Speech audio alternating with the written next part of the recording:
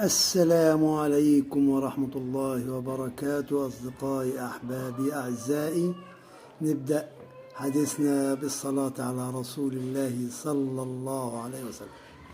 أنا في الفيديو ده أقدم نصيحة وحل لنادي الزمالك في مشكلة زيزو خلاص، يعني لم يتم التجديد له ولم يتم بيعه. الزمالك بقى في ورطة وفي مشكلة 6 شهور، واللاعب هيبقى حر تماما يتعاقد كيفما شاء. حتى لو تعاقد مع الزمالك يتعاقد مع الزمالك بعقد جديد بفلوس جديدة بمقدم تعاقد عالي، وده هيؤلم نادي الزمالك كتير.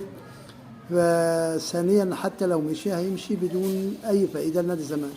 فأنا بقدم لنادي الزمالك الحل الوحيد هو إن نادي الزمالك يوافق على كل شروط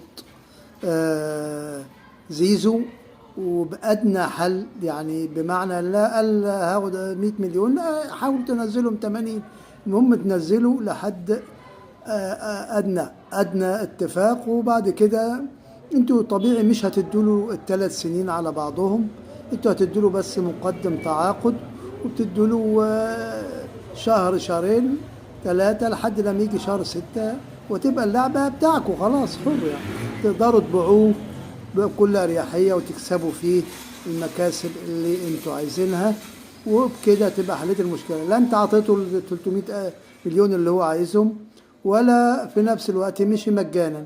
انت هتجدد له عادي وهتدي له مقدم عقد برضه بالتراضي، وبعد كده بتدي له اول قسط او تاني قسط في المرتبات، وبعد كده ان شاء الله بعد 6 اشهر هيحل سنة جديدة تقدر تبيعه بالثمن اللي انت عايزه وتكسب فيه. ودي حل لمشكلة زيزو مع نادي الزمالك.